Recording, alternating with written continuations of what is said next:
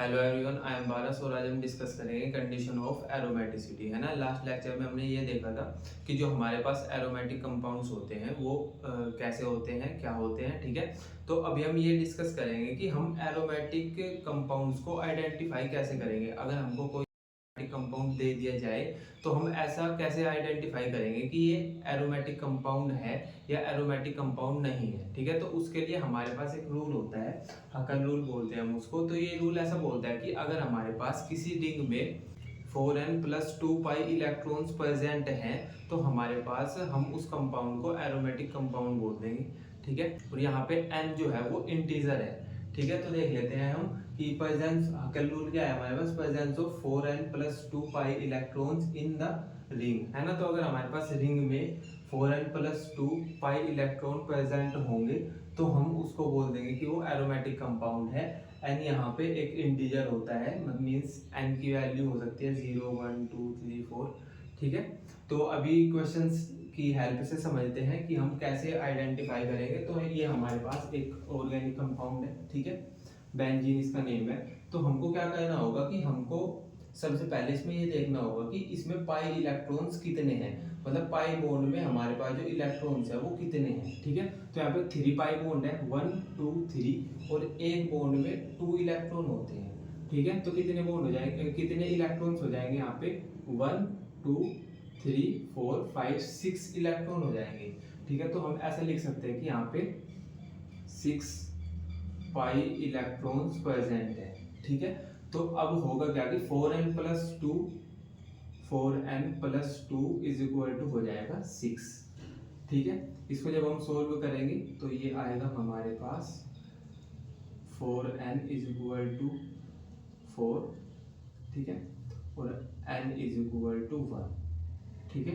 तो यहाँ पे n की वैल्यू आ गई 1, ठीक है। तो इसका मतलब ये हमारे पास एरोमेटिक कंपाउंड है, ठीक है। तो हम ये बोल देंगे कि ये एरोमेटिक कंपाउंड है, क्लियर है ना। तो हमने सिंपल ऐसा बोला था कि 4n+2 पाई इलेक्ट्रॉन्स अगर होंगे, है ना, तो हमारे पास वो जो कंपाउंड है वो एरोमेटिक कंपाउंड होगा। n इज इक्वल टू होता है हमारे पास 0 1 2 3, कुछ भी आ सकता है, इसको हम इंटीजर बोलते हैं, ठीक है। अगर मैं बोलता कि यहाँ पे n इज इक्वल टू 1/2 आ गया, फिर भी एरोमेटिक कंपाउंड होता क्या, नहीं, फिर ये एरोमेटिक कंपाउंड नहीं होता, ठीक है। अब एक ये वाला देख लो, नेफ्थलीन बोलते हैं हम इसको। तो ये हमको ऐसा बताना है कि एरोमेटिक कंपाउंड है या नहीं है। तो सबसे पहले हम क्या करेंगे, पाई इलेक्ट्रॉन्स काउंट करेंगे, ठीक है। तो पाई इलेक्ट्रॉन्स कहाँ पे होते हैं, जहाँ पे पाई बॉन्ड होते हैं, डबल बॉन्ड होते हैं, ठीक है। तो काउंट करो 1 2 3 4 5 6 7 8 9 10, ठीक है। तो यहाँ पे जो हमारे पास 4n+2 की वैल्यू है, 4n+2 इज इक्वल टू है हमारे पास 10। क्यों 10 क्यों होगा, क्योंकि यहाँ पे 10 पाई इलेक्ट्रॉन्स प्रेजेंट है, ठीक है। तो जब हम इसको सोल्व करेंगे तो ये आ जाएगा 4n इज इक्वल टू 8, फिर आ जाएगा n इज इक्वल टू 2, ठीक है। तो n इज इक्वल टू 2 आ गया, तो n इज इक्वल टू 2 आ गया तो भी हमारे पास एरोमेटिक कंपाउंड ही है, ठीक है। तो हम ऐसे बोल देंगे कि ये भी एरोमेटिक कंपाउंड है, ठीक है। इसके बाद ये वाला एग्जांपल देखो, ये है एंथ्रासीन, ठीक है। तो सबसे पहले हमको क्या काउंट करना होता है, पाई इलेक्ट्रॉन्स कितने हैं। तो कितने हैं, 1 2 3 4 5 6 7 8 9 10 11 12 13 14। तो यहाँ पे 14 पाई इलेक्ट्रॉन्स हैं, ठीक है। तो ऐसे लिखते हैं 14 पाई इलेक्ट्रॉन्स है यहाँ पे, है ना। तो 4n+2 इज इक्वल टू हो गया 14, ठीक है। 4n इज इक्वल टू 12, है ना, ये 2 जाएगा तो माइनस हो गया, ठीक है। n इज इक्वल टू 12/4, और यहाँ से आ जाएगा हमारे पास n इज इक्वल टू 3, ठीक है। n इज इक्वल टू आ गया हमारे पास 3, है ना।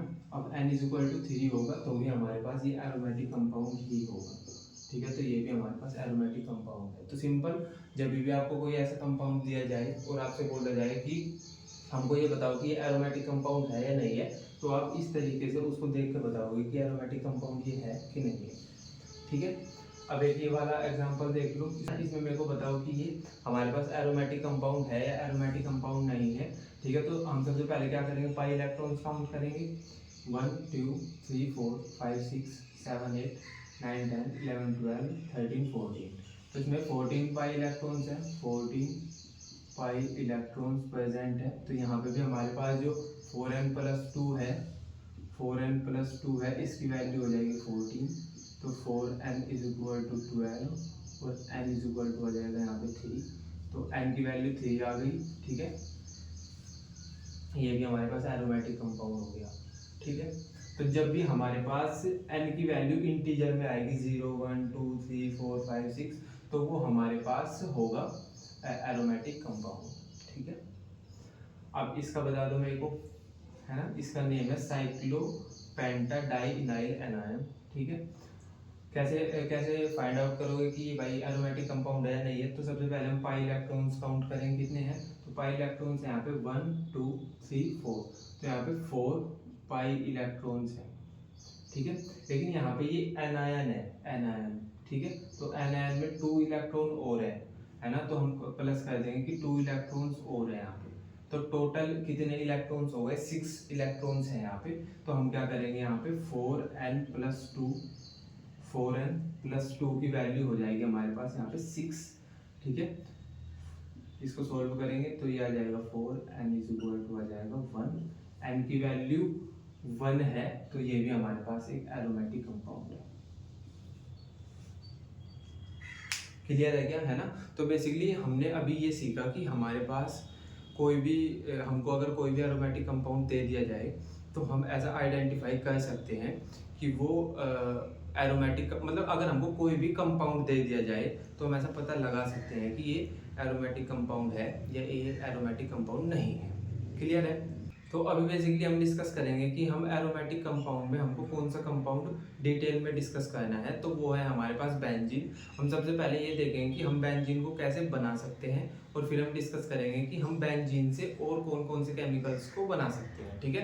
तो देख लेते हैं कि हमारे पास जो बेंजीन की प्रिपरेशन के 3 ही मेथड होते हैं, ठीक है। फर्स्ट है हमारे पास साइक्लिक पॉलीमराइजेशन ऑफ इथाइन, ठीक है। सेकंड है हमारे पास डीकार्बोक्सिलेशन ऑफ एरोमेटिक एसिड, ठीक है। और थर्ड है हमारे पास रिडक्शन ऑफ फिनोल, है ना। तो सबसे पहले हम पहले मेथड में हम क्या कहते हैं कि हम एल्काइन लेते हैं, ठीक है, और उसको रेड हॉट आयरन से पास कराते हैं 873 केल्विन उसको टेम्परेचर देते हैं। तो हमारे पास एल्काइन से बेंजीन का फॉर्मेशन होता है ना। और एल्काइन कौन सी लेते हैं हम? 2 कार्बन की एल्काइन लेते हैं, इथाइन, ठीक है। तो ये हो गया हमारे पास फर्स्ट मेथड बेंजीन को प्रिपेयर करने का, ठीक है। इसके बाद आता है हमारे पास डीकार्बोक्सिलेशन ऑफ एरोमेटिक एसिड। तो डीकार्बोक्सिलेशन ऑफ एरोमेटिक एसिड में क्या कहते हैं हम कि हम sodium salt of benzoic acid लेते हैं, है ना, जो कि हमारे पास कुछ ऐसा दिखाई देता है। इसमें हम ऐड कराते हैं NaOH और CaO,